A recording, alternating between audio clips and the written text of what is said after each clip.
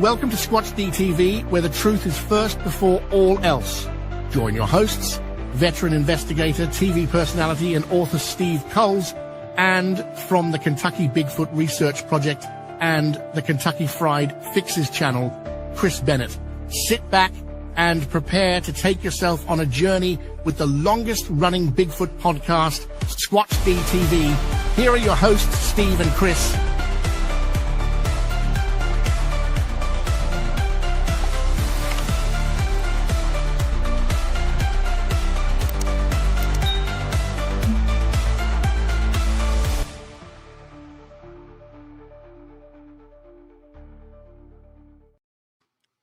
Good evening, cyberspace. Happy Easter, everybody. Today's date is April 20th, 2025. I'm your host, your guide, the Squatch Detective Steve Coles, along with my co-host right down there, Mr. Chris Bennett. Hello, Chris. How are you, brother? Man, it's good to see you. Happy Easter to you. Happy Easter to you, bud, and happy Easter to everybody that celebrates Easter. For everybody else, happy Sunday. Right. We appreciate you. Thank you for being here with us. But it's been a great day. I mean, not too hot, not too cold. Weather beautiful today. A little cloudy, but that's okay. You know, as long as it's not raining on us, we're not going to complain. Not complaining, just reporting. Nope. So how's things been going in New York for you, brother? Oh, it's been a marvelous day. I did the old church service with my daughter and my two of my grandkids today. And we didn't tell my grandkids I was there. So I went into the daycare center they have for the kids. She says, go get them. And, my one grandson, my little guy, he was playing with a little girl, a little flirt. And I tapped him on the shoulder. He turns around, he looks up, and his eyes went, oh, wow. Right? Then I couldn't find my granddaughter. Of course, she's in the corner surrounded by other people, and they're working on stuff. I don't know what they're working on, coloring books or something. She's like, being the boss. Right. And I say, excuse me, young lady. And she looks up and then she turns around, runs, and then jumps into my arms. I mean, literally jumps on me.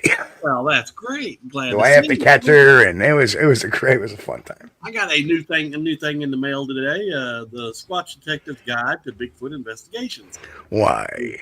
Jeez. Who wrote that? And looks like some guy. I don't know. You ever heard of this guy, Steve Coles? Nah, I haven't heard of him. Any good?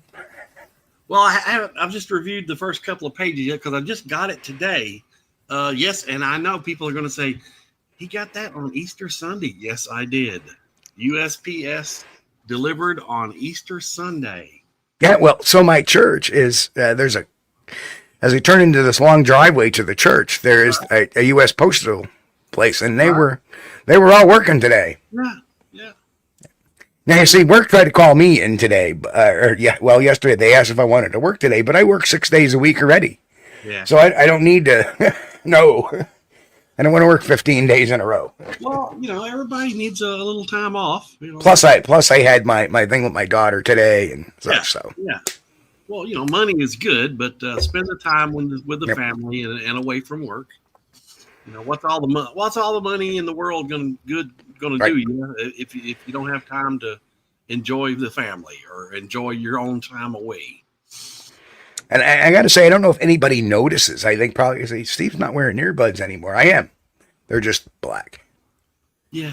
Nice pair of Sony earbuds, man. They're really good. Can't see the wires now. No. The white usually it stood out, but you can't even really see them in the ears.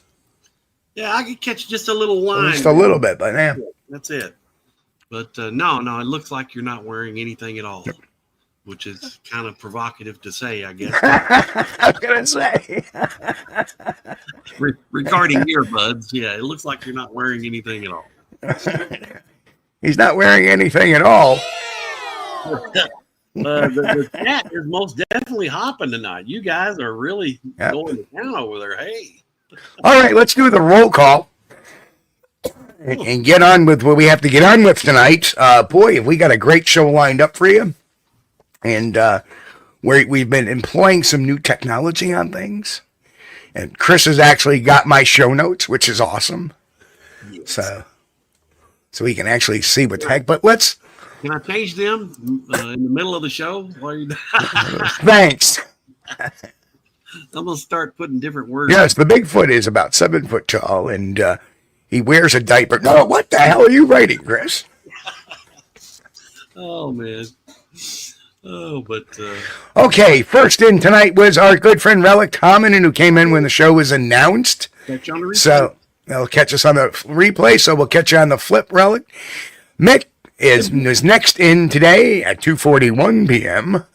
And then we got Sharon. Grant Rasha, hello, happy Easter. Roy Longley, hello, representing the Lurkers. Hello, Roy, good to see you. The Susie Monster, hello, Susie. Walter Kroll, good to see you. Hope everything is fine in the great state of Massachusetts, the great Commonwealth of Massachusetts, excuse me. Chet, why not? Hello, Chet, good to see you in again. And there's Danny Weeks in the house. Good to see you, Danny. Grasshopper, what's happening? Karen Fisher, happy Easter to you as well. Ristel, what's going on, brother? Danny, there's Danny again. Jen, what's happening? Jen, Jen and Barron. My office assistant is, well, he's checking under the engine right now, but my turn. But the office assistant had a nice ham bone earlier, so he's kind of like, I don't think he'll be bothering me tonight. Let's see, who else is in? Grant, Jen, Grant, Sharon, Sandra Piper. Hello, Sandra. Good to see you, Sandra. Finding the Trackway, Bill. Happy Easter to you. Hey, Bill. Angel Nolan. Hello, Angel. Jay Carey. Good to see you, Jay. Kaiju Ninja 1985. Hello. Boris Kahn in the house. Gary Johnson Sr., hello. Gary? I'm lost.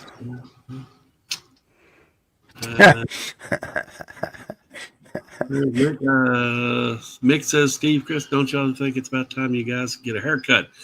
Haven't had one since before Blog Talk Radio. That's true. That's right. That's true. I actually do get a haircut about every day, at least every other day. I'll shave the old noggin. So that would technically count as, because I am cutting hair. Traveling with Jim. Hello, Jim, my good buddy Jim. Who else? They're saying my mic is a little hot. Let me back it off a little bit. It's loud and clear. Maybe it might be just a tad louder than it was last week. All right, I just pulled it back a little bit, so that probably will be a little bit better, I hope. That sounds better to me. Yep. Mrs. Trackway, Deb, hello, how are you? Trackway. Timberline Camp, good to see you. Timberline Camp, welcome. Oh, wow, look, Larry Sharp. There he is. Member for 8 months. Wow, thank you, Larry. Happy Easter, y'all. And happy Easter back at you. Lori Gibbs, hello, Lori. Good to see you. Happy Easter. Boom, boom, rolling. Now we're at the point. Well, okay, we're at the end. So we're good. I got lost a little while ago. So if we missed anybody, it's not because we don't love you. It's right. There's a lot of chat, a lot of comments in the chat room today. And again, hello, Roy. I Like Ike is in the house also. I Like Ike. Welcome. And he is tuning in, but he's got a tornado warning. So you stay safe. Thank you, Lori. Lori Gibbs, $3 super sticker. Thank you. Thank you. Too kind. Okay, let's get into our. We're going to do something a little different. I have a monologue set up for the night. I think we're going to set the tone of the show. We're going to do a monologue each week, or when I have time to set one up. So here we are. So today we're diving headfirst into a topic that's been long overdue. For a hard look, the media's role in shaping the perception of Bigfoot research, not with curiosity, not even with objectivity, but with condescension. Back in 1967, the Patterson-Gimlin film exploded onto the scene like a thunderclap from Bluff Creek. At first, the press was curious, cautious, intrigued. They actually reported findings, footprint casts, eyewitness accounts. They actually did this with an open mind. Shows like In Search Of gave the subject a serious platform. Even skeptical scientists were willing to debate the evidence. Bigfoot wasn't a joke, it was a legitimate mystery. But then came the shift. By the 80s and 90s, something changed. The press started rolling their eyes instead of rolling tape. Bigfoot was shoved into the odd news pile, right between Elvis sightings and the backyard UFO.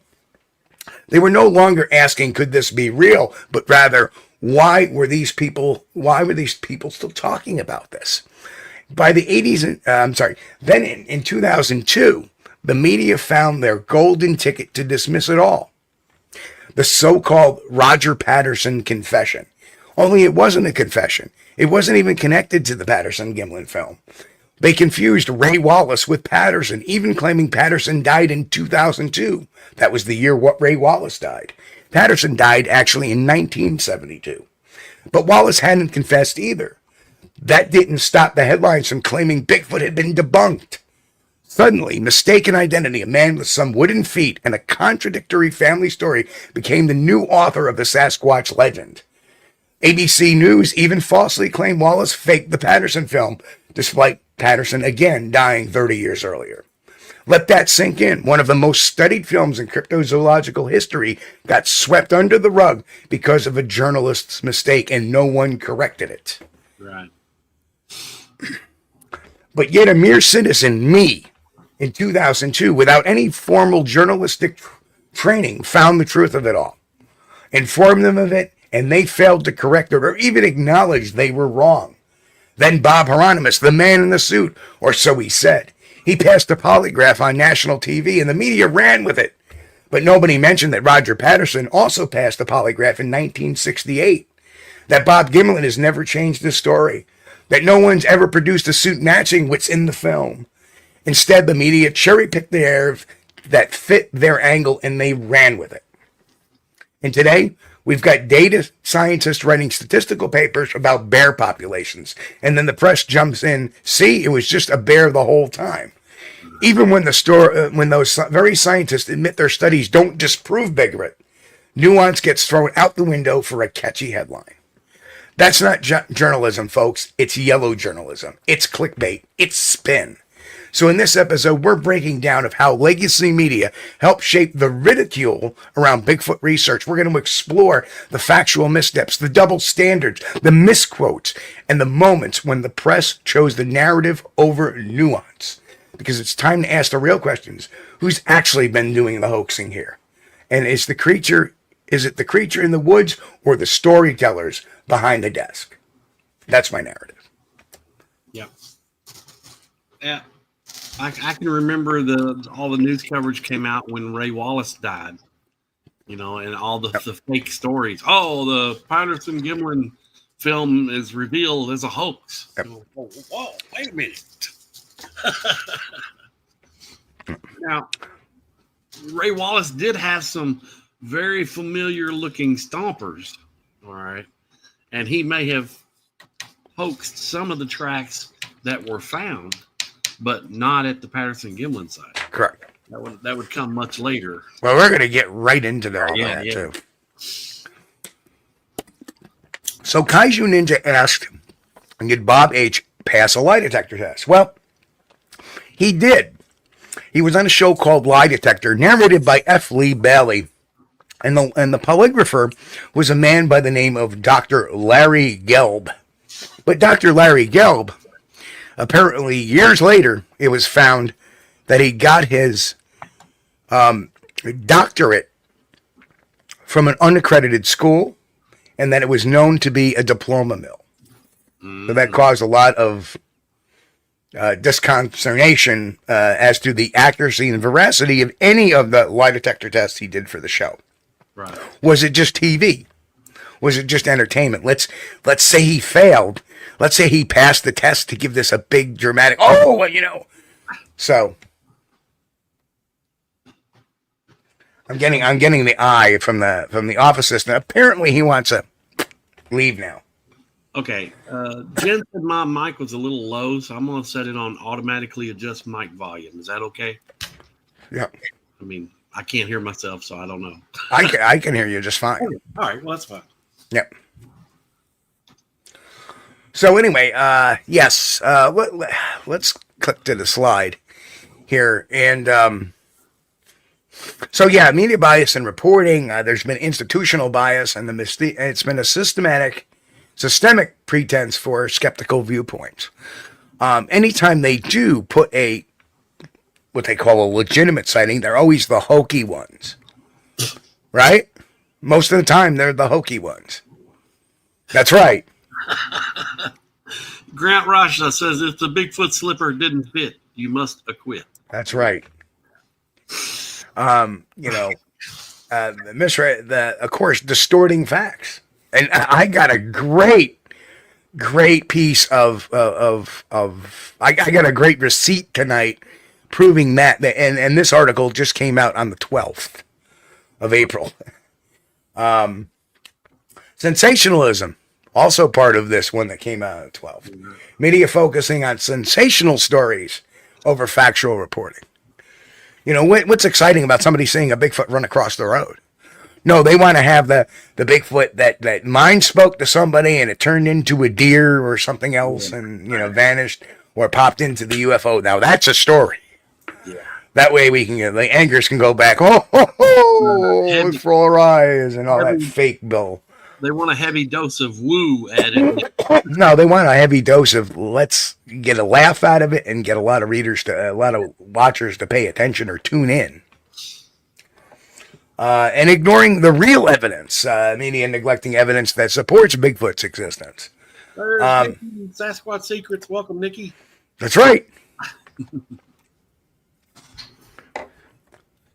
So, and by the way, tonight we're going to do something. We are going to take a top of the hour break tonight, and we have provided some good entertainment for you. I think.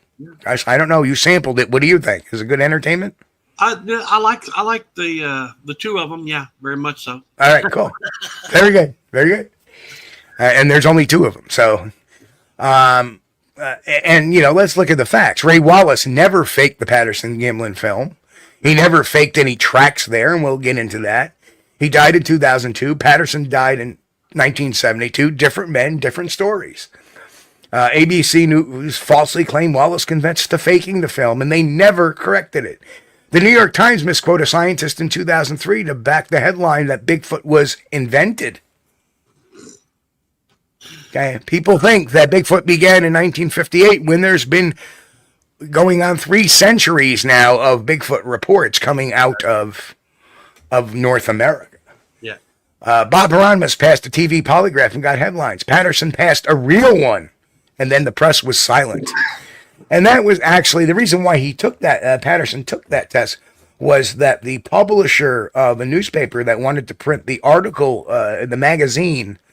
I forget which one. I think it was Argosy magazine. Yes, sir. Right. They were going to print that article about it, but before they would print it, they would have him take a polygraph to make sure they weren't publishing bullshit. Right. And that is real good journalism. Yeah. That's the way journalism used to be.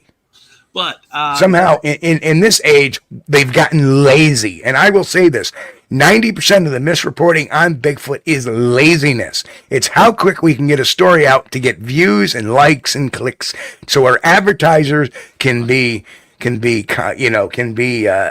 pacified, and we can justify the rates to the advertisers for advertising on our websites, on our channels, etc., etc. That Argosy article about Roger Patterson, in which they tell he took the lie detector test, is the only information available and the only place I've ever seen that, and that's in that very article of that magazine that you own. Right. Nowhere else was that printed anywhere.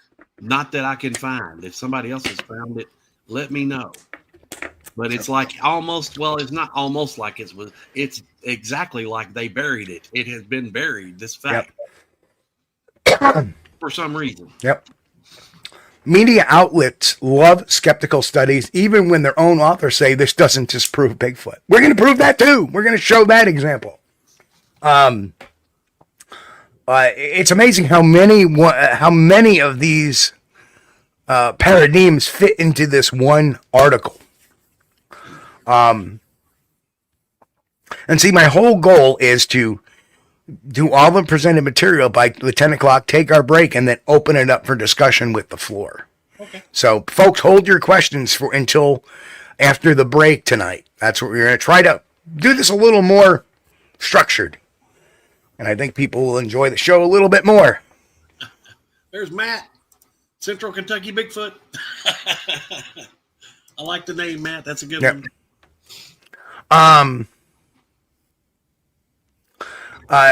It's just bears. Gets more coverage than thousands of reports that don't fit that explanation. We've talked about that. Yeah. As a matter of fact, there was another, and I didn't include this in today's because it wasn't really a mainstream media outlet. It was actually some website, and they blogged out about Flo Foxon study again. So I rebutted that. I wrote them a nice little email back, and I sent them my scientific paper on that critically examines Flo Foxon study. Right. So let's see if that makes the paper. I doubt it. I doubt it. I doubt it. But let's see how unbiased they really are. Right? Remember, Legacy Media built this narrative: laugh at Bigfoot, ignore real evidence. Why do you think they had the Ketchum study on the friggin' news conference? Because they knew it was bullshine. They've been following that story from day one. They knew it was baloney. Let her say her thing. It makes us look stupid. Right? And the bias is institutional. Remember, you may believe in Bigfoot, but don't say that around here. Don't say that around here. Yeah. Right? And I think the reason why my mic is hot is because I was talking too close. I have it actually set now so I can sit back and talk without. Tackle Tactician is in the house as well. Tackle Tactician. And Nikki from Sasquatch Secrets is in as well. Hello, everybody. We've got a growing Kentucky crew in here now. Yeah, I know. Glad to see you guys. And finally, Bigfoot research isn't dead. It's just ignored. The evidence deserves a real look, not a late night joke. And that's really important to me. So, all right, next slide. Whoop. So let's take a look at how this all started with this LA Times article. Here's a quote from it. And of course, it was about the finding of the stompers on Ray Wallace. And it was written by Scott Martell in the LA Times on December 6, 2002. And, it goes on to say, especially since Wallace's version of Bigfoot arose August 5th, 1958, when he used 16-inch model of human foot, a friend carved from alderwood, to leave tracks around logging gear as a prank on a fellow logger. Well, that's interesting how they came to all that, because Ray Wallace never confessed. No. He did not. You would think that there was some sort of confession. There wasn't. He died. The family found the stompers in the garage. Yeah. And all the rest is just supposition. Right. It's like I say, let me go back to, it's the MK Davis way of coming up with evidence. We see this. Let's build a story around it. It doesn't matter if there's no proof to it. Let's just build a story around it. Right? And that's essentially what the Wallace family did, and that's essentially what the newspapers ran with. Yeah. And then, as you can see, those stompers that are in the picture on the right, which are the ones they found, do not match the one Jerry Crew is holding that he found in 1958. Not even close. Exactly. Not even close. Yeah. Of course, we know that Jerry Crew had spoken to Bob Titmus, and Bob Titmus showed him how to make the cast, how to cast tracks. Right. And, and the cast. I have some more commentary on those stompers in a bit on our next slide. Okay. And then it's John Green's assertion. They do look like the Blue Creek, the Blue Ridge footprints. However, it was John Green's assertion, and I actually, when I interviewed him in 2006 or 2007. And that was also on the tribute show, him talking about this. It was John Green's assertion that that Ray Wallace had Rant Mullins fashion the stompers after the Blue Ridge mountain tracks, not the other way around. So, and we're going to get into more of this. Exactly right. There's so many untrue photos and evidence we have to wade through. Yep, absolutely. Have to separate the wheat from the chaff. Okay. Now, even on the history.com, the History Channel's website, this one was written, I had the name of the person. No, I didn't have the name of the, no, I did have the name of this person who wrote this, but I seem to have lost it. But anyway, again, this was also after Roger Patterson and Robert Gimlin released their famous video footage in 1967. Actually, it wasn't video footage, it was film footage. Yeah. There's a difference. Supposedly showing a Bigfoot in Northern California. It's worth noting that the original evidence, and I love the quote, she puts it in quotes showing her bias right there, that launched the Bigfoot case. Right. A trail of oversized footprints discovered in the same region in 1958 was revealed to be a prank by logger Ray Wallace in 2002. Many believe in Bigfoot. Again, you can see the bias by her putting evidence in quotes, supposedly showing a Bigfoot in Northern California, instead of using allegedly. Right. Yeah. But again, it was never revealed as a prank. Wallace passed away in 2002 without any deathbed convention. His family found the stompers fashioned by Rant Mullins in Wallace's shed. All the pictures of the stompers, they look pretty pristine, don't they? Right? Mm-hmm. If you go back to the other picture of the nephew holding up the stompers, there's no scratches, there's no mud on them, there's no dirt on them. Right? We don't see any wear on them. When you're walking around, you would get those things scuffed up pretty goddamn good, pardon my French. Yes. Could they have been a gag gift from somebody? Maybe Rant Mullins fashioned them. Hey, put these on there, right? Well, right. Yeah. There's no evidence. There is no evidence that Ray Wallace ever stomped out footprints anywhere with these. Well, there is the Onion Mountain tracks. It does have that line, and if you'll notice on the cast on the left or the stomper on the left, there's a line next to the heel on the side of the right. heel. Yep. And so that does match up with Ray Wallace's stompers, and I think that was on the Onion Mountain tracks. Or the blue? You mean the Blue Ridge? Blue Ridge, maybe Blue Ridge. Blue Ridge. Right, but yeah, like I said, it's John, and I thought that too, that maybe it was that Wallace, but John Green got really defensive about that. Right. So no, but could the stompers been a gag gift? Could they have been, an idea that maybe I'm going to try to see if I can fool anybody with these? Maybe I can see how hard it is to do it. The double feature. Yeah. That's we will never know because there was never a confession. And, it's only Wallace's family's claims that Wallace invented Bigfoot. Like I said, despite a century and a half of Bigfoot sightings prior to 1958. Yeah. In fact, I dare say it may even went back as far as 200 years. Because we have Samuel D. Champlain's story and Rogers Ranger stories and other stories about wild men, covered in hair, going on since the early 1800s. So, and again, we have pictures of.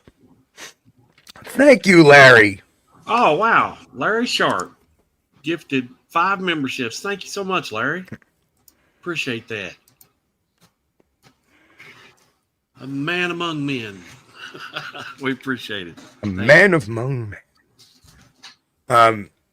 But I think the Daniel Boone encounter where he supposedly shot one in the eyeball, that was like in the 1700s. So it's It's been around long before 1958. Right. Yeah. But again, we have the picture on the left, the one on the left side of the comparisons between Wallace's Stomper, and we have that's Jerry Crew's track, and the one on the right is the Roger Patterson track. Right. And they look nothing alike. Exactly. The Stomper was whittled out to have a double ball feature, which is not found in any other tracks. Right. Exactly. Again, I've always said that hoaxers, when they hoax tracks, they forget the actual. A lot of them are ignorant, and they forget the actual mechanics, the way a Sasquatch foot operates. Exactly. And probably, it may have started out with that's the way the wood he had to carve them from was made. Which almost tells me that the line that's carved in the middle of it, trying to indicate a mid-tarsal break.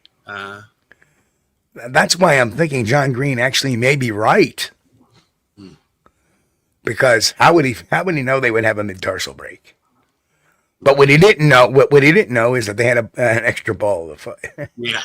They don't have a ball of the foot. But something about wood stompers. I mean, if you damage the bottom of them, like you step on gravels or things like that nature, when you pick those out, the next time you use your stompers, that gravel pit is going to be reflected in the new track that it makes. Right. So they're always the same. There's no difference in the display of the toes. I didn't think of this. I didn't really have time today, but what's the hardness of alderwood?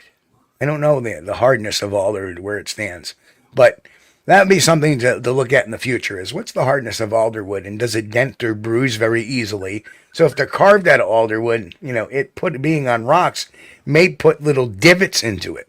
Yeah, I'm sure it would. Yeah, right. Alderwood is, I believe, it's considered a hardwood. It's used a lot in guitar making, and it is a heavy wood. So I think that does jive with it being a hardwood. But does it bruise? Yes, absolutely. Right. Yes. Right. All wood bruises. Yes. Like you can bruise a 2x4 really easy. Just tap it once with a hammer. Right. So if you're stomping on rocks with it, oh yeah. Why aren't those stompers pitted? Yeah. See what I'm saying? Right. Those stompers look a little pristine to me, like they had been rarely used, if at all. And it's possible they could have been saved and used in special situations, like on the Blue Mountain logging road, where he could run along beside of the truck in the nice, poofy, soft, dusty dirt. Or could it have been a gag gift? I don't know. I don't know. Hey, look! I carved you up some nice feet, Ray. I know how you like Bigfoot. Well, that the line on the heel, I mean, I gave my granddaughter these big furry slippers that look like Bigfoot feet. Right. It happens, especially when Okay, so Texas Jack said it's about the same as poplar, so pretty soft. Pretty soft. Okay.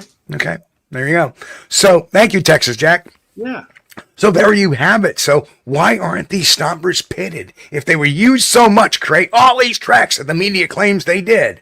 Right. Why aren't these beat up and pitted and cracked and chipped? You would think maybe there'd be a chip on the end of them, especially on the edges. The edges would get chipped really easy when you're stomping around trying to play out tracks, right? Right.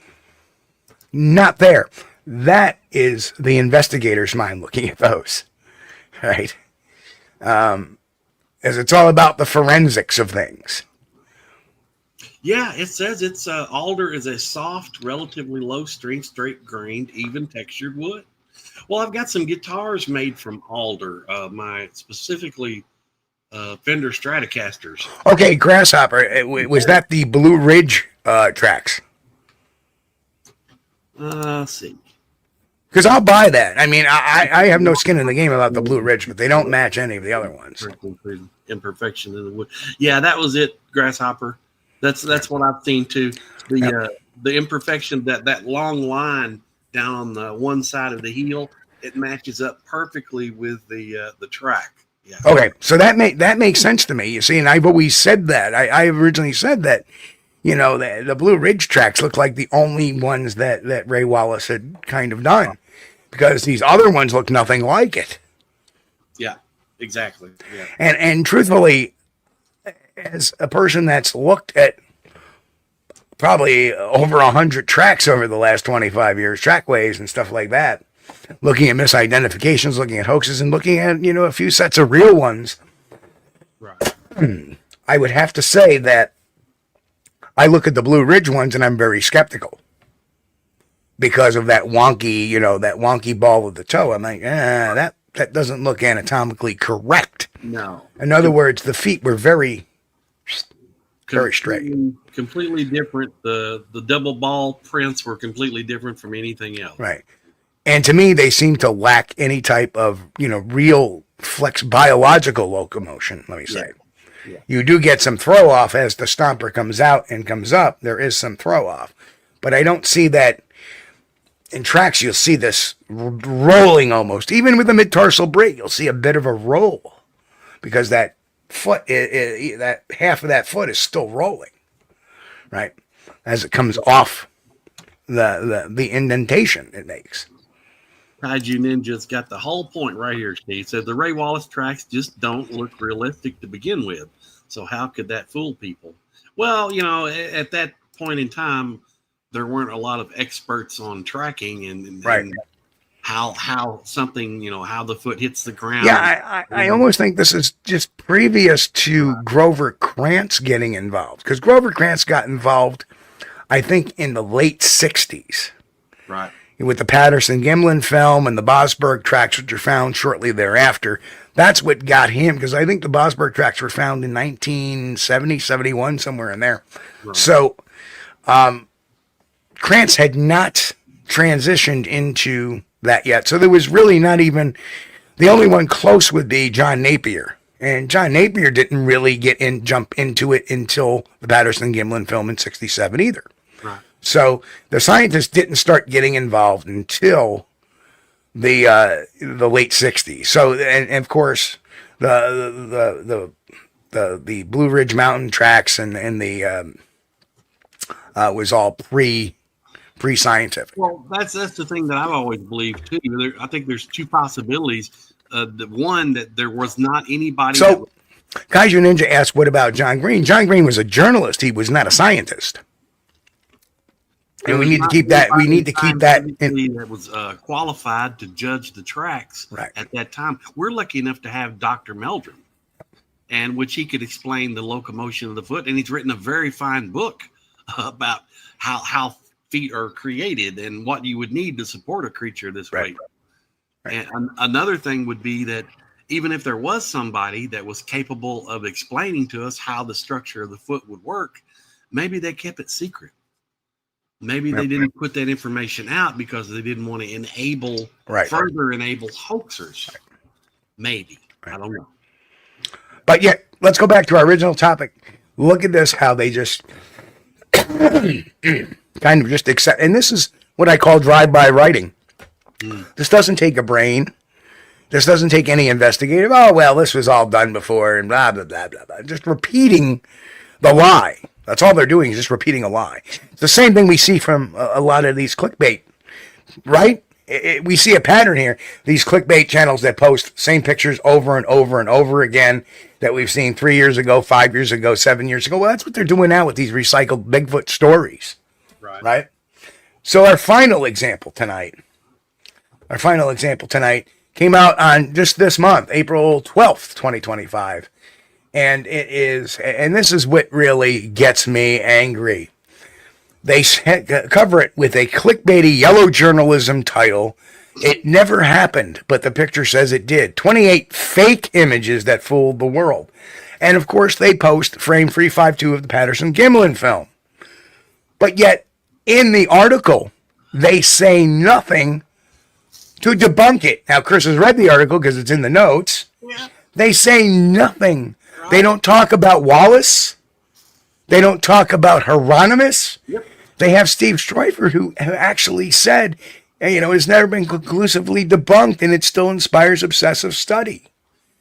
It's like these journalists are in an echo chamber. They have their narrative, and they only print what supports that narrative, and they completely ignore anything that doesn't support their narrative.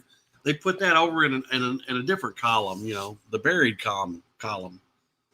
But man, that's but the funny thing is, the whole article underneath Frame 3, the Patterson Gimlin film, right, doesn't say anything about it being a hoax. It says it's been so exhaustively analyzed. No other scrap of film, apart from perhaps the Zapruder footage showing JFK's assassination, has been so exhaustively analyzed as the Patterson Gimlin film, named for the two cowboys who shot it, Roger Patterson and Bob Gimlin. Right. In October of 1967, the two men rode into the woods of Northern California with a camera after a number of Sasquatch or Bigfoot sightings in the area. As the hairy figure emerged, Patterson said his horse panicked and reared up, and after a few seconds, he was able to grab his camera from a saddlebag and record a short snatch of footage before the creature disappeared into the tree line. Frame 352 of the figure turning to look at the camera remains the iconic image of the Bigfoot movement. Oh, now we're a movement.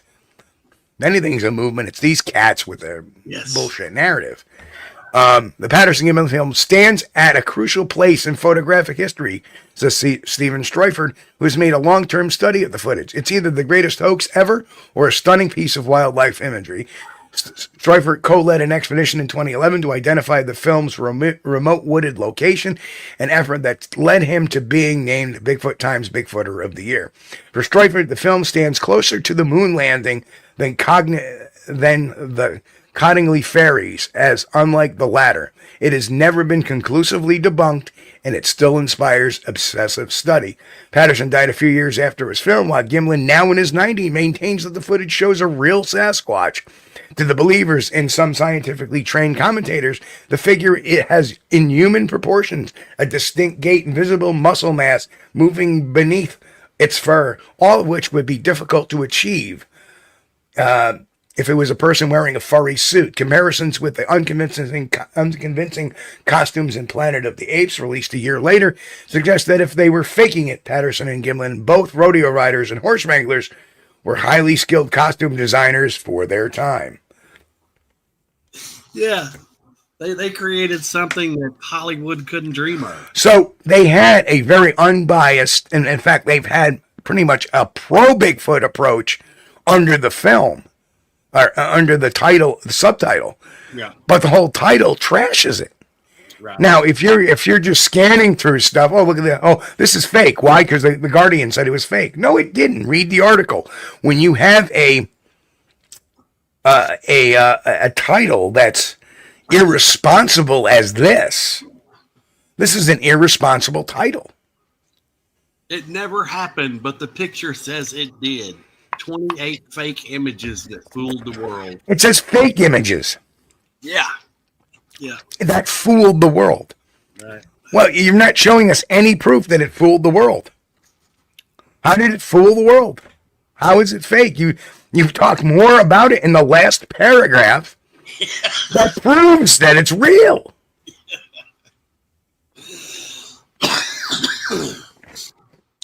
Well, we have to be honest and put on our media hats too. And we have to say, well, we weren't physically present there that day that footage was shot. So we can't tell you with any definitive, assurance if it's real or if it's not real. But I can tell you that I like it. I do. Right. I like it. Right. I would consider it being more of a possibility of being an actual creature than a creation of Patterson and Gimlin. Not only do I like the film, but the story is probably one of the most investigated and detailed timelines you've ever seen from this. Right. This over the years have been treated like you would a crime scene or a crime investigation. Right. You know the times, you know the dates, you know the places, you know the people, you know the witnesses. Everybody that was involved had been interviewed over the years. Right. And then you have cats like Hieronymus and Philip Morris come along, who were never named for 35 plus years, and then I was the guy in the suit. Well, where's the suit? Oh, I ain't got it. And then you have the story mishmash, and you have the guy who said, I made the suit. Well, show us the receipt. Patterson bought it. Well, I don't have that anymore. But why would you throw it away? If you actually, why would you throw it away? That would be worth something, wouldn't it? No. Then they try to remake it using advanced technology and advanced materials, which should have been just a breeze to brush through and make something look better than what the 1967 film showed. And instead, we got a fat Wookiee that was obviously a fake. I mean, Right. But in truth, hilarious. if you think about it, the Patterson Gimlin film is more debunked because of the misquotes on Ray Wallace in the media than it was Hieronymus. Right. Because I think the media realized, and especially after their little stunt, right, that Hieronymus, tried to duplicate the film and it looked like crap, right? Yeah. It looked like crap. The media's like, this guy's not telling the truth. So they kind of push him aside, right? And then the only other person to cover their story is the charlatan from Menlo Park. The guy that has the name similar to an Italian cookie. And he did a whole film. I forget what he called it. Hoax of the Century, maybe. I don't know. That might have been his film on the Bigfoot body. Oh I don't know. Where he tries to claim innocence despite saying he touched it, he smelled it, he felt it. But anyway, I don't want to digress into this. But yeah. The man can literally change history. Yeah. At will. No, they fooled me too. No, I never touched it and felt it and smelt it. I don't know who said that. You did on Fox News, CNN. That's it. Entertainment Tonight. I don't know who said that. Yeah, okay. But anyway, even the media has disowned him as well for the most part. So, well, it's hard to keep promoting their guy when their guy has been exposed so many times for misleading the public. So now that what they do is they prey upon people that are in fantasy land a lot of times. That, I had this video of this guy who said he saw a Bigfoot and then it turned around and turned into a deer. Oh, boy. And of course, that's just more of the media putting that out there so people go, oh, this guy's crazy. Yeah. Right. I think I've seen that one you're talking about too. Was the guy a Native American or? Yeah. Well, I think he was kind of, and he was like, it turned into a deer. Oh dear. Yeah. And oh dear. Oh man. I'm not playing the mic game all night long. It is what it is. I'm fine. If you guys can hear me, that's all that matters. I'm not going to say anything important anyway. Yeah, that's my last mic change. There's nothing I can do. Apparently, this is StreamYard doing what it's doing, and I actually have it on background, killing background.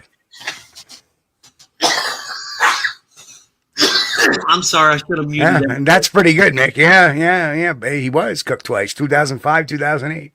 Didn't know that, but did not know. Arizona thing, is that what it was or something? Yep. Yeah, I remember that deal. Yeah. Hey, let's everybody pay your website fee to gain access to this live camera feed. Right, yeah. Let's we have this live camera feed. It's just $9.99 a month or whatever the hell it was. Just give us your credit card number. Just trust us, okay? Oh, I'm sorry. The Bigfoot isn't there. It was the woman fooled us. She said she had a Bigfoot, and we believed her so much that we told it on a national audience in front of millions of listeners without even proving that, without even going out there to see what she was saying was real. But no refunds. But no refunds. That's right. Oh, that was great, man. That was just great. People have to go back. People would have to go back and listen to. Was that George Norrie at that time, or was that still? That was George Norrie. Coast to Coast AM with George Norrie, and after that, he confronted Biscardi about refunds, and that's when he did that little apology video and said he would refund people, but he never. Even went. The reason why George banned him was he never did. Yeah.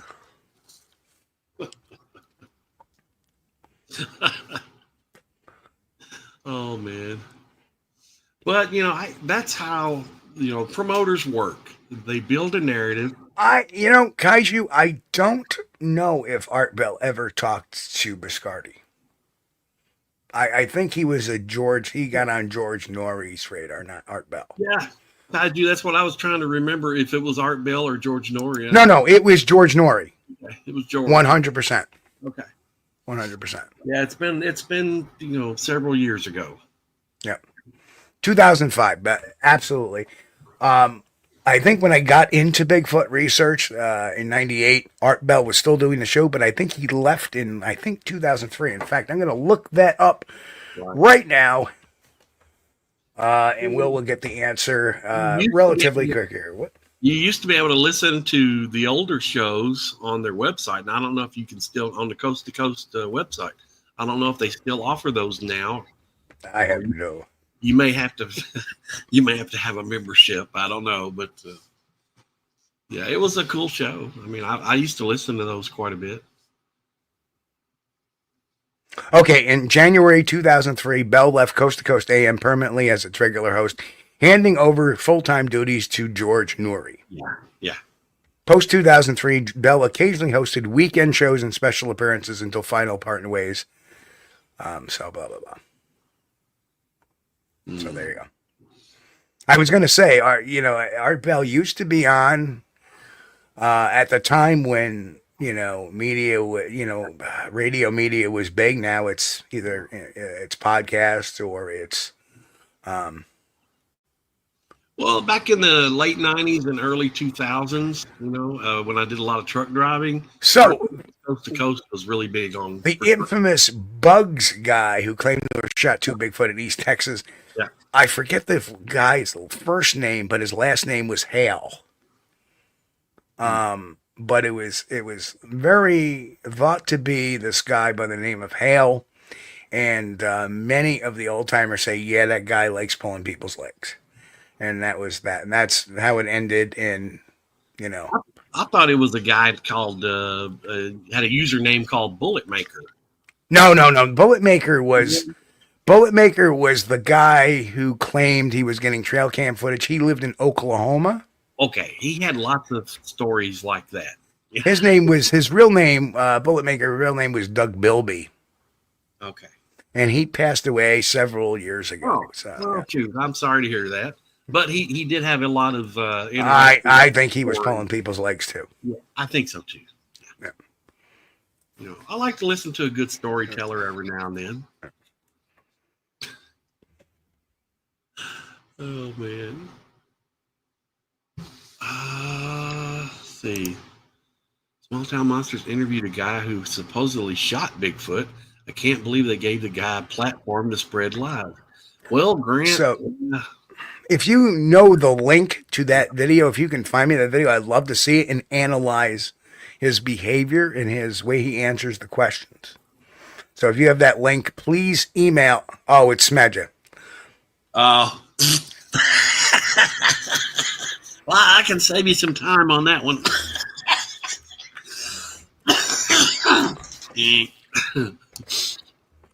Yes, I did do I have a proper analysis of Smeha done as well. Yeah. We will get into that. Okay. I'll get into a proper thing, but yeah. And why would you give him an audience? Well, Grant, or Boris, we had, was that Grant or Boris who said that? That was Grant. We were the first show ever to have Smeha on. Yes. And we had his driver on too. The other guy that was with him.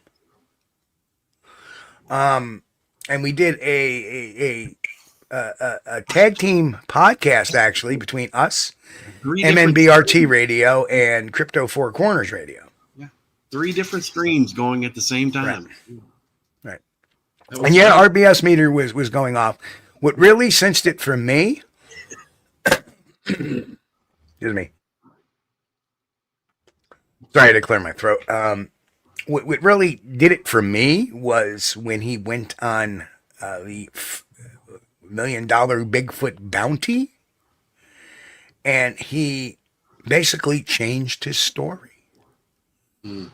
But I always say that with an air of caution, because I knew from the... I'll go into a little bit of story here, and then we're going to cut to our break. And I hope you guys enjoy the show for the break. And no, it's not a rap video. It's not the channel intro. But yeah, we could talk I was originally going to be cast for the $1 million Bigfoot bounty. They came out to my house, filmed me, and talked to me, and wanted me. And then they were talking about teaming me up with possibly Tim Fasano. And Tim and I did not get along at the time, and I didn't really consider Tim all that credible, to tell you the truth, at the time, because there were some issues with a noise from, where he had this sighting near a road, and then he had faked an internet site, claiming to be somebody else, and then attacked me. So, and then I heard the context, and I said, it sounds like they want us to fabricate evidence. And I do not do that. And, it's a contest, and that cheapens the whole thing. So I wrote him an email back after they come out, and I said, after a long consideration and thinking about this, I decline to be on the program. Now, wow, that would have been a ticket to stardom for a little while, wouldn't it? But that's how much integrity I have. I was turned that down. I was asked, and the funny thing was, I was asked to be on the Bob Saget show when he was alive. And they were going to have me and another guy from down Connecticut Hill in New York State. And I knew this guy, and he's a little, I'm going to be kind. He's a little bit out there, right? And I declined. I know, a comedian doing the show, no. So instead of coming to New York, they went to the Pacific Northwest, and they had Matt Moneymaker and Cliff Barrickman and Bobo Fay. And that was the springboard for finding Bigfoot. So I will not knock my integrity at the cost of $1. I've always said this. If somebody comes to me with a project, it's got to be one that I have to be behind 100%, or I'm not behind it. Simple as that. Well, when we had Smeha on the show that night, and I asked him the question that was going to tell me whether or not he had actually done what he had said. I asked him, what did the small creature look like in the face, its facial features, because he was right up on it, and he would have been able to describe its facial features in various detail, and some details that, I was expecting to hear. And instead, he said that it reminded him of a boxer dog in the face. Well, right there, I knew he was lying.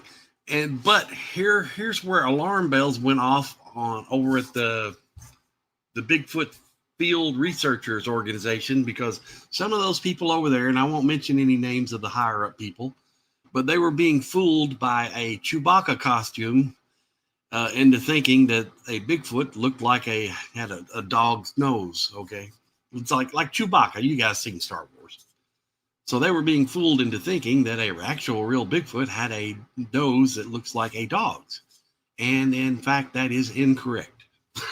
Right. Yeah.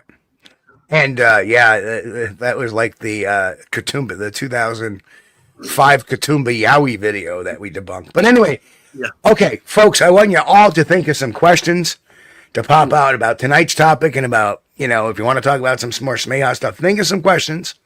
We're going to take our top of the hour break. It's going to be about 4 minutes long. Enjoy.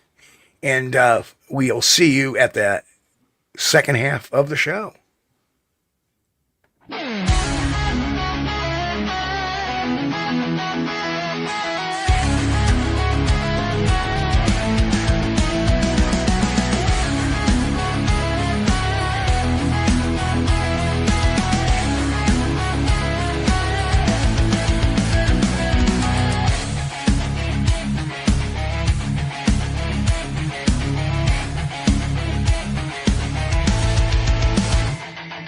Late night, cameras rolling. Just the facts, that's all we need. 2 men on a mission, following the evidence. Yeah, no more tall tales, no more make-believe. Scientific method, that's what makes us believe. Truth hunters in the night, truth hunters. Truth hunters in the night, yeah. Won't stop until we find truth hunters in the night, truth hunters till we die.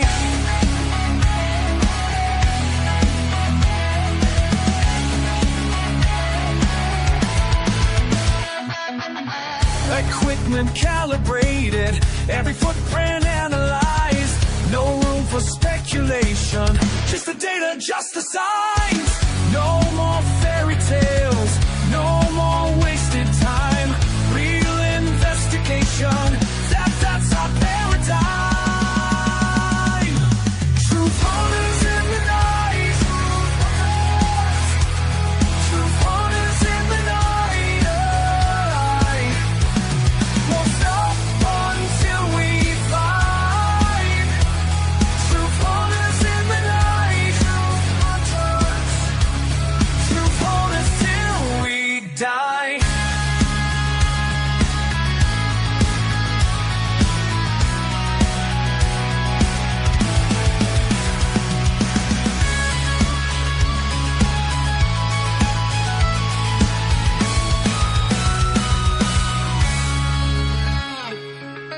We're not here for fiction, not here for fantasy. Just pure dedication to what our eyes can see.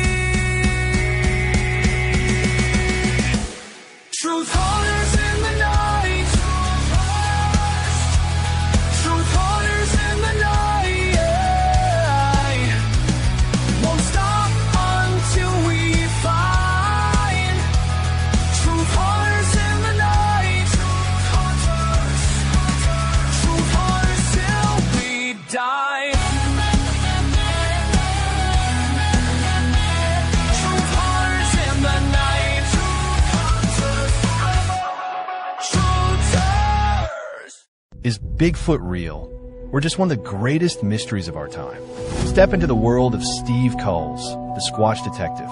With over 400 pages of science-backed theory, Bigfoot, a scientific examination, is the definitive exploration of the Sasquatch phenomenon. Dig deeper with the Squatch Detective's Guide to Bigfoot Investigations, a must-read for serious researchers. Gain critical insight with the psychology of Bigfoot, the guide to understanding Bigfoot witnesses and their claims. And then what would Sasquatch do? Volume 2, uncover what Bigfoot may have in common with its ancient primate ancestors. Explore the evidence. Challenge the claims. All books available now on Amazon.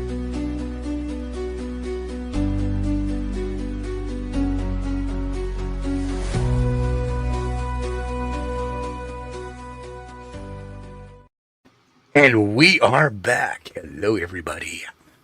And I've been looking back through and trying to highlight some questions here. Yes, the one I saw was platypus. Demonic or delicious? Oh, man. Mick's got some good points. Yes, we are one less in chat right now, at least for the next 3 minutes. Well, they're probably out making popcorn. No. There was one that Oh, okay. I do not like dealing with negativity. I am getting sick and tired of it, so I will not deal with negativity. Oh, wow. Okay. This is from Mick. Mick says Ray Wallace did claim to have taught a lesson to some city guys who talked about rednecks, and he used his stompers in that regard. There you go. But nothing that hoaxed researchers. I could accept that. I see a journalistic is teaching Bigfoot yoga in Western New York. A journalist is teaching Bigfoot yoga in Western New York. 9 Chins got my IP address. That's a good name. Well, welcome. That's interesting. I'll have to check that out. I'm going to put this up too. Tackle Tactician said his son's band, Yellowbanks, will be playing at Mammoth Valley Park May the 30th. Excellent. I'm sure that's in Kentucky. So if anybody wants to get out and see that. And also check out, don't forget to check out Henry May's YouTube channel. Henry May's HBM's Cryptid Corner. I think he used to call it Crypto Corner, but I think he's changed it to Cryptid Corner, unless I'm just remembering that wrong. But anyway, check out Henry's channel. I'm gonna start a new podcast, and I'm going to talk in questions, and I'm going to call it Steve's Cryptic Corner. That would be good. Yes. Give everybody clues, and if they can figure out what the question is. Yes. This week's episode: rock, paper, or scissors. I'm not sure. I'm not sure that would work, but I don't know. Okay. Could build curiosity. Now, I did turn my mic up a little bit. Is it still okay? I'm not blaring or anything, am I? No, you're fine. Okay. What do I think? Hilton, a.k.a. Faster Man Cress, he asks, what do we think became of the original Minnesota Iceman? Don't know. I know what became of it. Yeah. Oh, there you go. Go ahead. Go ahead. It's in a museum in Texas right now. I can't think of the name of it. I think it's Texas. But yes. Exhibit went on sale on eBay some years ago.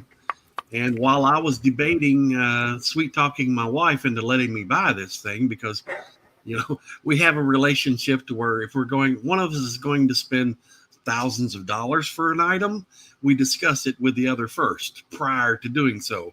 This saves problems. And anyway, after we got done with our discussion, I went back to buy it, and it was sold. Somebody had hit buy it now.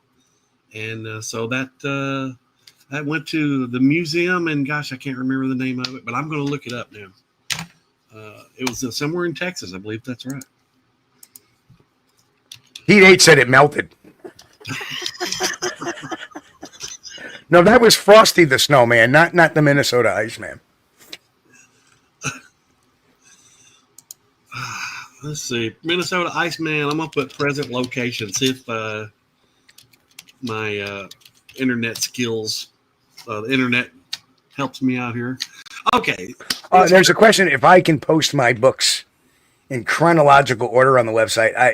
I'll start a bibliography for that at some point on the website for you. But the order I can tell you off the top of my head was 50 Large. What would Sasquatch do? Sasquatch Playbook. Psychology of Bigfoot. Bigfoot: A Scientific Examination, Squatch Detective's Guide to Bigfoot Investigation, and finally, What Would Sasquatch Do? #2. And the Minnesota Iceman is in a Museum of the Weird in Austin, Texas. It's currently owned by Steve. It's either Busty or Boosty. Oh yeah, Steve Boosty. Yep.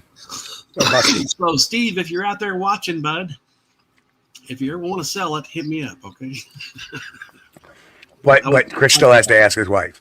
I'll still like to have it. She said yes years ago. I'm going to hold her to that. He talks about not starting problems. Yes. Oh, we already talked about this. Don't Remember you 17 years ago you said it was okay. That's like Yeah, but it went up threefold. when I would buy a new hunting accessory, I would hide it in the closet for several months, and then when I would finally pull it out, where did this come from? Oh, I've had that thing forever. Yeah. And Robert Dubin says, "Do you think these creatures are native to the Americas or Asia? If this Earth..." Well, that's kind of a tough worded question, because Homo sapiens are now native to North America. This is why, hence, we call the original folks that were here when the Europeans landed, we called them Native Americans. If you say, do we think we originated in Asia versus the Americas, do the creatures originate here or in Asia? My guess would be Asia, with all the other animals at the time of the Bering Strait being a solid landmass and everything moved over. That's why we have mastodons in New York, mastodon skeletons in New York, and the like. And I think that the hominins, especially hominids, came from the Asiatic, because it goes back that hominins were either created in Asia or in Africa or in the Middle East, and there were some that formulated in the again Asia and the islands, like the Denisovans, as Chris likes to say. I almost said Denisovans. Chris, I'll be right back. That's fine. Either Okay. one. I'll be right back. Depending on where you're standing, you can say Denisovan or you can say Denisovan. Tomato. But I think I would agree. I think they probably come from Asia, and they would have crossed the land bridge at one time to get down to the good old states, probably seeking some warmer weather. And you can't really blame them, because at one time, it was really cold. We had a lot of glaciers around here. But there's a study on some tracks that were found in White Sands National Park in New Mexico, and they found some mummified tracks. Okay, these are tracks that were preserved in over the ages, and they really, if you hadn't done any reading on those, you need to check them out, because that really changes a lot of things we think we knew. Like we thought Clovis man would be around the first people that was in the United States using tools. And that was around, 12, 14,000 years, maybe 16,000 years ago. And I think that's the oldest evidence of human civilization or activity in the United States. And in fact, that's incorrect. These tracks in White Sands, New Mexico, were determined to be from 21 to 23,000 years old. So, and they're alongside tracks of other animals like the giant sloths and things of that nature. So it's really cool. If you haven't checked out that subject, check them out. It was the tracks found at White Sands, New Mexico. And I think they're still doing some work on those. And they dated those by dating the seeds that they found in the same layer. And it's a really cool read. If you hadn't already, it's well worth the look. So let's see what we got here. Okay, that one's for Steve. I'm going to star that one, Mick. And Grant says they were nomads that followed where the food went. I believe that's correct, Grant. And, and when we were in a period of cooling and we had major ice sheets advancing on the continent, the only place they could have went to gain a little relief from that and the animals would be to follow them south. So I wouldn't blame them a bit. And there's Steve's back. And Mick's got a question. Says, Steve, what are your thoughts on trying to replicate evidence just to see if it's legitimate, as opposed to creating something to hoax people? Well, I will say this. It depends in what context. For example, the Vermont trail cam photo, we actually put a person in a ghillie suit in front of that camera. Yeah. We're trying to replicate it. That's a perfectly fine line. But if somebody's going to dress up in a Bigfoot costume or create stompers and stomp around, I will never do that. There's enough science to look at, like tracks. Would I ever create phony tracks to see how they would work? Well, I guess there is a scientific application for that, but I would caution that. I mean, somebody said, hey, you know what? You should get a Bigfoot costume and go as Bigfoot. And Halloween, no. Absolutely not. I do not want to own a Bigfoot costume. Nope. Right. No, because because that'll some years later that'll come back to haunt you if we find the real deal. Absolutely. We get a video. Oh well, hey, I saw that guy, by the way, buy a Bigfoot costume or ordered Bigfoot costume on Amazon or whatever. No, I won't do it. And see, that's one of the things. If you do a Bigfoot documentary, in my opinion, all the best Bigfoot documentaries features a recreation of a sighting that they're currently covering or investigating. And to do that, you've got to have, of course, a guy in a suit, an actor. But rather than trying to do that yourself, I think you're going to have to pay out for somebody that owns the suit to do the professional work. I would not even do that, because you're either going to be a say, like, it makes no surprise that Chris and I are in the works. We're getting set up to do a documentary, and you know that. And I think he was going to tell that, bro. Yeah, no, it's all right. And the recreation portion of it, I would do it by imagination. I wouldn't do it justice using somebody in a costume, because it would never look real anyway, right? So I would rather just have somebody stand there, like for example, in trying to think. I'm trying to think which episode. Mysterious Monsters and Mysteries in America, which aired as on the Nat Geo channel as Paranatural in Asia and Australia. They never recreated, which I thought was brilliant. They wanted me to recreate my sighting, and that you'll see the flash on the channel of me holding that flashlight. And that was actually video of me recreating the sighting. Instead of putting somebody with a costume out there, what they did was they put a camera out there with a distorted view. And that represented the creature looking back at me shining the light.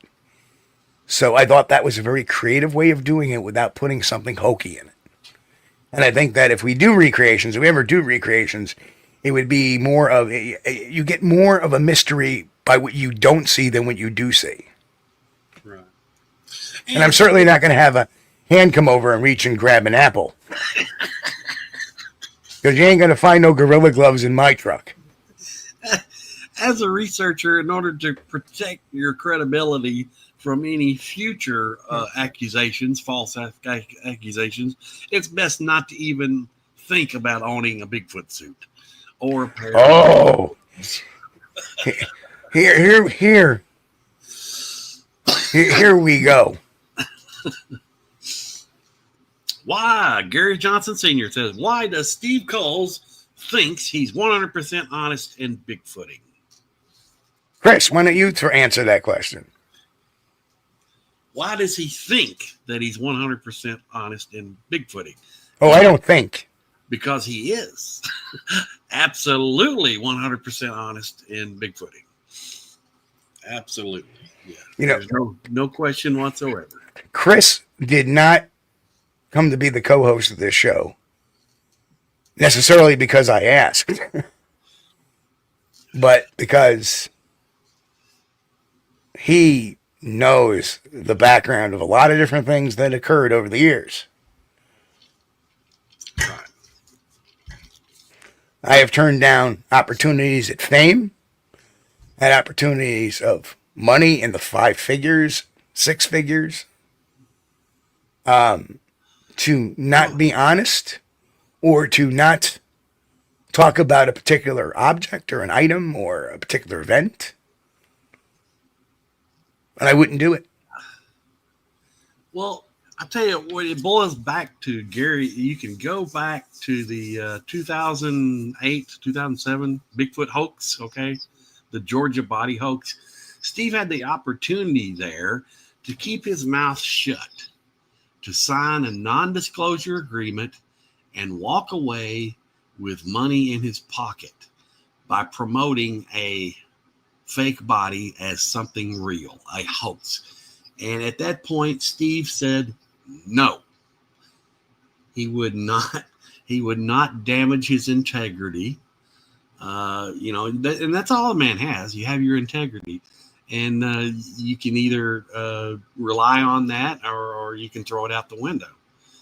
And that's what makes a man's character. And what Steve did in that situation, and you got to put yourself in that situation. Well, what would you have done? Ask yourself that. What would I have done? Would I have taken the money and just said nothing? Just let everybody be hoaxed. It's okay. I'm making a lot of money. Or would you say absolutely no, will not? Well, Steve proved to the world what he's a man of character. He walked away and said, no, this is a hoax. I'm absolutely not going to sign a non-disclosure agreement. I don't care if it costs me my job. I don't care if it costs me my income. I don't care if it costs me a lot of friends. I'm not going to do it. And that is what sold me that Steve Coles is a man of character right there.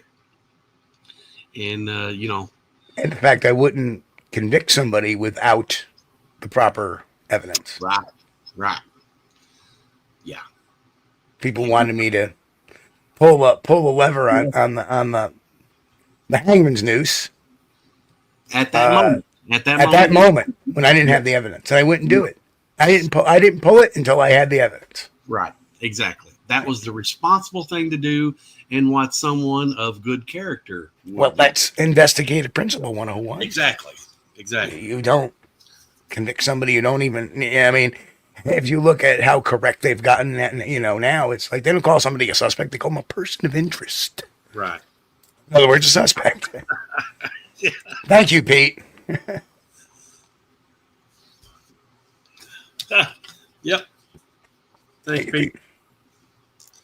Yes, we don't have to wonder about Steve's honesty. We know, okay? If something's not real, I'm going to say it's not. If I think it's not real, I'm going to say I think it's not real. If my own evidence, that's why I review my own evidence every few years. Technology increases, and for example, in the item we talked about last week, I'm still looking at that. And as more evidence, as more technology is built, the more I will keep applying it to these mysteries because I want answers as much as you people do. I'm in this because I was a professional investigator. That's what I enjoy, investigation. I don't enjoy fantasy. I don't enjoy conspiracy theory without fact. Like there is the 9/11 truthers that I just tune right out. I can't, I'm sorry, not my thing, but I think they're there's enough evidence to put that aside. The flat earthers, no, thank you. The fake moon landing, it's like, oh God, but there are some things that do interest me. The JFK assassination. Oh, after Jesus, I always say, what would Steve do? No, don't, because I might have a great integrity. Listen, I love him, but he ain't all that. I may have integrity. I may have honesty, but that does not make me not a flawed person. I mean, I can be short-tempered. Absolutely, people seen that. Steve doesn't claim to be holier than thou. Okay, but there's a reason that I'm not always right. And you're big enough. And I don't know if Lori is still here, but You know, like I said, I admitted, you know, I think it was last month, I made a mistake in kind of shooting down Lori. I apologize. And I apologize then. I apologize tonight about that if Lori's still out there. I was wrong in that. And I had to think about that after a while. Now, let me get into the next point. There was a person in chat that's been in chat for weeks and months and months and months that I banned for 5 minutes because they're being negative, and I'm getting sick and tired of this consistent negativity. So I missed that. If Steve, if Kaiju Ninja 1985 says, Grant, have you seen Steve appear on a piece of toast? If that happens, please let me know. I would be interested in purchasing an image of Steve Coles on a piece of toast. That would Look, the butter formed his beard. that would be good. Oh, but no, you know, I'm fully confident that had Steve threw his integrity out the window and its honesty out the window, he could have signed a non-disclosure agreement and to this day still be drawing residuals from a certain deal on promoting that hoax. Yeah. And he did not do that. So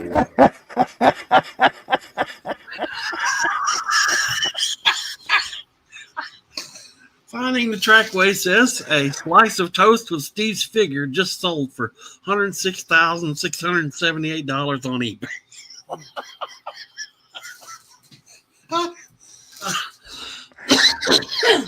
The bread itself would be worth more. No, I'm getting roasted. You guys listening on the podcast, you're going to have to go over to the YouTube channel and read some of the chats while on the replay. Good Lord. Hilarious. Oh. But, yeah, you only have one integrity. And once it's gone, you can't get it back. It's gone. Nope. So, you know, just that's the thing I always like to do. I like to say, ask yourself, what would you have done? What would you have done when you think about it? You know, what's your integrity worth? Is it worth $1 million? If somebody gave you $1 million and said, all you got to do is lie and continue to lie, would you take that $1 million and do it? That's the other thing, too, is I'm loyal as a mutt. I'm going to ask Chris. I'm loyal as a mutt. But, absolutely. But, don't ever cross me. Don't ever, not cross me. Don't ever try to use me. Don't ever try to abuse me. And I wish I was getting toasted. You're not getting roasted. You're getting toasted. Yeah, that's true. Grant can't be bought. Good, Grant. Good man. And Grant says, happy 250 years and 1 day since Paul Revere Sasquatch warned us about the British coming. That's right. That was yesterday, Patriots Day. Wow. Yeah. And we're coming up on, it just seems like yesterday we were celebrating the bicentennial. And I'm not sure what we're going to call this one. The bicentennial and a half. I was going to say that too. Yeah. I don't know. I'm sure there's probably a term for it that. Boris said he can be rented, though. Can be rented. Depends on what the renting is for. Hilarious. Yeah, I rent myself every day to my employer. That's true. That's true. We're all rented at one point or another, unless you own your own company.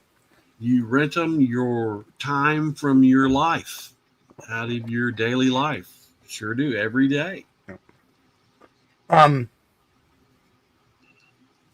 Yeah, I think we're pretty clear that the media is a bunch of bullshit now. I mean, it's only gotten worse. You don't know who to trust.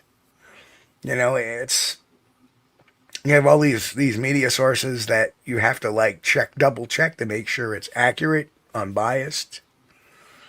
Right. And that's everything. Yeah. You know, you've got to watch watch what you read, because a lot of times it may not be accurate. Right. And skepticism is a whole industry in of itself too. Right. You can have a skeptical podcast and you shoot down everything and not look at the other side's evidence. Absolutely. Yeah. If you omit the facts that don't agree with your Thank you, opinion, Mick. you can create a different narrative. Mulder told him trust no one. That makes sense. Yeah. You don't get around to the truth. And this is just the pure investigator in me. You got to understand. I'm used to dealing with, or you was used to dealing with crimes and victims and suspects and law and liaison between law enforcement and attorneys and all this other stuff. You don't mess around there, and that's just the way I run. And when I came into this as an investigator. I didn't come in, and that's the way that we're going to solve this, is through investigation and science, not through, well, it could be this or it could be that. Well, what can you prove? It may be this and maybe that, but and here's the arguments for it if we can't figure it out. Like the whole prison video. I can't say that's a Bigfoot or some primate. That somebody did happen to sneak into the fair. I just find it really strange because it makes no logical sense to me that somebody would just let their little primate go up in a tree at night and never get it back. Because we know there was somebody else there because it was that tall object walking in the background. You look at stuff like that, it boggles the mind, and it befuddles my mind too that people can come up, and this is just the microcosm of the planet Earth, I suppose, that people can come up with, well, I believe it was an antenna on a car, and they have little bobs on them, and well, okay, yeah, and it could be a little fairy flying over too that's on the tree as well. I mean, at that point, you have about as much evidence of that as this, right? Or I see a little red in that pool of water over there, and there must have been a Bigfoot massacre. It just people lack. I guess it's my impatience towards the lack of investigative knowledge that people have. They want to claim they're investigators and analysts, yet they lack the proper skill in training necessarily, and they're looked at in some circles like they know more than everybody else, and they do not. Because I can sit there, and I don't want to rail on Thinker Thunker, because some of the work I disagree with, some of the work I do agree with. I will be fully honest with that. He was a little thin-skinned when it came to the whole boating video and then the phony head in the shop. But the fact is that, at the end of the day, he's not a true investigator. That's the only way you solve something, is through a culmination of different disciplines. Yeah. As an investigator, you rely on forensics, you rely on medical reports, you rely on a number of them, engineering reports, you can rely on a fire investigator's report, you have to rely on a civil engineer's report, a structural analysis report. There are so many different things depending on what you're looking at that investigation is a multidiscipline science. That where my area of expertise, I have a bunch because I've been thrust into them. But my interview and interrogation, that was my original thing. I believe that, Grant. I believe that for wholeheartedly. Well, Jen's got a question for you. Sure. Because Steve, between paranormal, ghost hunting, and Bigfootery, which do you feel has more evidence? Bigfooting. Bigfoot definitely has more evidence. Remember, a plaster cast, a footprint, we can hold, we can feel, we can look at, we can measure, we can examine, we can look at it over and over and over and over and over again. Mm-hmm. And there's another question too by Mick. We'll get to that one next. Okay. So to me, you have a lot of subjective evidence. You know, did you hear that EVP? And thank you, Mick. Oh, Mick. Mick gifted 5 Bigfoot Mysteries Squatch-D TV. Yep, and just for the members, I did this week upload the entire unedited Pridgeon video and the enhancement video too for people watching the membership area too. So you can get the conversation that went along with the video too. Mm-hmm. Although it is about burning cans or something. So the more cans we burn, yes, it's important. There will be. I believe it. I believe it. That I believe. Let's go ahead and get Mick's other question here, Steve. Yeah. So, Steve, your show has been recorded live since the beginning. Have you ever thought of producing your own 1-hour documentaries or investigative Sasquatch series? Oh, yeah. There's a lot of things on the table right now. A lot of things. Lots of things. There's Chris with the little evil laugh. A lot of things on the table. Chris and I discuss it quite a bit. Grant, was it you last week that said it's okay to burn 1 can but not 2 cans? 2 cans, yeah. I'm surprised. I'm surprised we didn't have a platypus joke in there too somewhere. Oh, we did. The platypus, demonic or delicious? Yeah. I'll never know. Oh man. Sasquatch in the night, exchanging tree knocks. That one's too light. Maybe I'll throw a rock. Kaiju Ninja says burning cans is his way of recycling. You know, I know this is stupid, but I watched a video of a guy melting cans the other day on video on YouTube. I think it was 12 minutes long or something. And that was fascinating. I don't know what it was, just the sound or watching the aluminum melt, but I watched him melt these cans. You know, it is a primate. I think it's a Homo sapien, probably a Homo erectus and a Neanderthalensis reaction too. We probably do get mystified by looking at fire. We do. That's why we all enjoy sitting around a fire and just looking at it. It's mesmerized us. Well, at some point a few years ago, there was a study done that watching a fire registers the same amount of brain activity as watching television. Oh, hang on. I got to ask Boris, did he win? Did he win? I'm kind of curious. Because tonight, is WrestleMania tonight? The last day of it? Oh, I have no idea.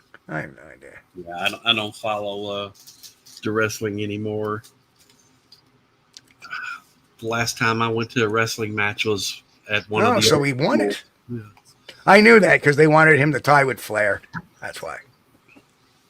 Oh, well, Grant's got a point here. It says, if Bigfoot's observed people, why wouldn't they steal their fire and use it to cook food with it? Because, well, here's the thing. Why don't chimpanzees do that? Because it is beyond, for example, primates that are not familiar with fire and what its process actually fears fire. If you read, hang on. For example, in Bigfoot, a scientific examination, I discuss wildfires in Bigfoot. And in it, we discuss what other primates do during wildfires. And then you'll understand why they do not steal our fire. There have been reports of Bigfoot creatures being observed near someone's campfire while they were away from it. Right. They watch it. Right. They were more interested in looking at it rather than actually touching it. So that's kind of interesting. Maybe, they probably have a knowledge of fire, but they don't have the, what do you call it, Steve? Well, they don't have the reasoning necessarily or the technology to use it. Right. You understand why doesn't a chimpanzee use a wheel? Or why don't they've been, I don't know if they've been seen to use levers, prying things up. Maybe to dig, but I don't think they've ever used it in a mechanical way. Right. It's a thought process. We as Homo sapiens have this mechanical type of process, and creating fire and the use of fire, believe it or not, is a mechanical process. It's using something as a tool, right? As a complicated tool. We have to create it, and then we use it. We use it to cook our food. We use it to melt things. We use it to, oh, I got a damn string on my thing. Let me burn it. Silly things like that, too. Knowledge and use of fire is taught among Correct. humans. Correct. We're not born knowing how to use fire. Yeah. That's why you got to, watch the kids around the campfire and things, And like I say, when you don't know, if you have no working knowledge of something, sometimes you fear it. I mean, the first reaction to seeing something that is overwhelming to you is fear, followed by, mesmerization. Because a lot of times people watch fire because it's still mystical. It's still a mystery. It's very interesting how the wood is the fuel and the fire is heat, and the oxygen feeds it and it produces this smoke and it produces these coals and these coals produce heat and it's a mesmerizing process to some. I think. Good God, I sound like a serial arsonist, for God's sakes. I think watching fire stimulates thought. I think it stimulates your mind into thinking. Same way as mowing the lawn. Back when I could ride one, you put me out there on a riding lawnmower, and I could solve the world's problems. While I'm mowing the lawn. So Grant, what you got to understand is that just giving monkeys fire isn't the same. It's not the same. But it is actually, I'm sorry, it is the same. Remember, if they do not have the advanced mechanical aptitude that a Homo sapien has, and it proves they don't, if you think about it. We've never seen them fashion tools. We've never seen them use anything other than a simple tool like a stick or a stone, right? We don't see them making fire. Otherwise, we'd find their campfires. So we know they have no ability, like a chimpanzee, like a gorilla, like an orangutan, like a billy ape, like a bonobo. They have no apt use of those things.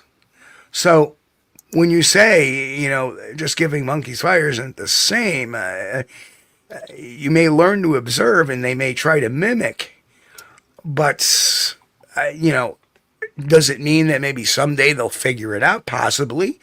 But then again, they would actually have to be really close up to see what's going on. If you're watching something from afar, all they see is somebody bent over doing stuff and fire. Who was it, Steve, that was it Ivan Marks, I think, reported that he had seen or witnessed Bigfoot digging for clams with sticks, but that's Ivan Marks. Okay. So, yeah. Is he telling us a story or? Right.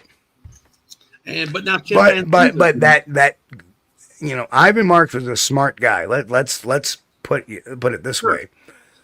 Is it possible that a Bigfoot could have done it? Absolutely. Did he actually see it? I don't know. I doubt it. I doubt it. I doubt any of his Bigfoot sightings. That's why I've always really kind of winced about the whole Bosberg track things, because he ran out and found them, and Renee DeHinden was in the passenger seat. Yeah. And it's also possible that at the time he made those remarks, that could have been about the same time Jane Goodall was releasing information about chimpanzees using a stick to get termites too. You know, Kaiju Ninja has another great question too. These are some great questions tonight. Do you think they were dangerous like evil demon that can produce the element? No. Again, that's anthropomorphization of what they think. We can't think like a Sasquatch. So when we try to reason it, we're trying to think like us. Maybe they think we're demons. No, that's something we would think. Like somebody can, right, do it without their hands. well, you know, they obviously think there's something about us to avoid. Right. Obviously, so there's maybe some reason for that. Maybe they've had some bad experiences with human beings in the past. You know, I could think that. I mean, the first people they approached were settlers. The settlers were tough. Think about. No, I think their first experiences with people were the Native Americans. Not necessarily settlers. I mean, Native Americans were all over the country. Right. And they had fires. So they've been seeing fires for years, and they've been seeing people for years. And of course, they probably have some caution because the Native Americans were notorious hunters. That's all they did. That's how they got their meat. That's how, So I'm thinking to myself, and you're right, Mick, they don't understand the concept of demons. They don't understand. What they understand is the concept is that thing dangerous? And yes, they are. I think Robert Den Dubin's got it. They avoid our boomstick. Yeah, and that would make sense too. But then again, they may hear the boomsticks and go in search of what the boomstick may have dropped. Excuse me. Right? Because how many times do we have hunter reports that their deer carcass was scurried away? So that's something they may have learned. Okay, they have done something. We know when they hear that noise, that means the potential of something dropping dead that we can grab and eat ourselves. Again, path of least resistance, less energy expended type of attitude. And that's the same tact that a lot of primates use, like the chimpanzees. Something is available, we're going to take advantage of that. And we've seen that in other lower primates like baboons in the macaques, and they will, and there's some cities that, even capuchins, the wild capuchins will come in and grab stuff. Why? Because it's the path of least resistance. It's the easiest thing. They don't have to go hunt for it. They just steal it. Because in the animal kingdom, there is no 10 commandments. There is no, laws. It's there. I'm taking it. Yeah. Jay Carey says bears in northern Montana have learned that. There you go. Could absolutely learn it. Yep. Okay. There you go. I've never experienced that, but certainly wouldn't want one running up on me after I shot a deer. Well, I think the ones that have disappeared is where the hunter has to go and search for the deer, and they're tracking it, Right. and then all of a sudden, there's the area where that fell, and it's gone. It's gone. Yeah. That would make sense. Because I don't think a Bigfoot would move in closer to a hunter because of that boomstick. Right. Right. No. I doubt it. Again, their process is not as, in depth as us. Mechanics are tough for them. The same thing with chimpanzees. We can have a chimpanzee push buttons on a computer, or even swipe a screen. Simple, very simple stuff. But try to have a chimpanzee dial a phone number or, start a chat on, Chat GPT. I doubt very much that'd be. Now there are some stories about and there's in Alabama. There's Jen. My office assistants found a brand new squeaky toy in the grass outside yesterday. Grabbed it, ran straight to the door to get back inside. Nature's law of mind. Very true. Very good point. Yes, exactly. Yes, and that video of a chimp shooting that is AI. Believe it or not, it's not real. I've seen Not that. AI. It was CGI. I'm sorry. That's so good too. That's so Yeah. good. That's CGI. That was actually done as part of a promotion series of videos for the release of Planet of the Apes, the new one. Oh yeah. That was hilarious. So Right. Yeah. It is. It is hilarious. Yeah. That was. Now that I think about it, I did not know that was done for the Planet of the it Apes. was. Yeah, it's hilarious, man. Yeah, they hand him the Kind of like the Mississippi Skunk Ape video. That was made for the Beasts of the Bayou. yeah. Oh, it's good though. Okay, Mick. God bless, and let us know how you do. Keep in touch, brother. Be safe. Hope everybody's okay. See you, Mick. Careful. Buddy. No, Grant, the puppy monkey baby isn't real. Puppy monkey baby. Yeah. That thing creeped out so many people. Puppy monkey baby. If you haven't seen that, check it out. I haven't seen that. No. Puppy monkey baby. All right, I'll look it up. Is that on YouTube? You probably can find it on YouTube. Okay, I'll find it somewhere. I'll just type it. I can't show it here because we'll get tagged for. Yeah. It's in a new commercial. Okay. Oh no, not again. But Faster Man says my guess is they are more intelligent than any of the great apes. I would probably agree with that. They've got to be in certain aspects. Why? In certain aspects. Remember, they're adapted to the terrain they are naturally born into. Right. So they may appear smarter than other animals, than like chimpanzees. But then you look at chimpanzees in their own habitats and some of their own problem-solving abilities. Right. And you would be remiss to say, wow, gorillas learning to sign, chimpanzees playing video games, simple video games. They're not playing like adventure games or, World of Warcraft or anything like that, but they're playing games where if they hit a button, it does something, and boom, boom, boom, boom, and they're watching on a TV screen. They can do that. And if they get to a certain goal, they get a treat. Again, treat driven, right? So, or a prize driven, and I'm sure if they gave it, instead of a treat, like a banana or something, if they gave it a doll or something, it'd probably do the same thing because they're getting something for winning the game. It gives them motivation to play the game because they get bored with it. But if they know they're going to get something, they'll keep playing it so they can get the reward. Check out some of the videos where they're checking, they're playing with chimpanzees. They're playing a memory game.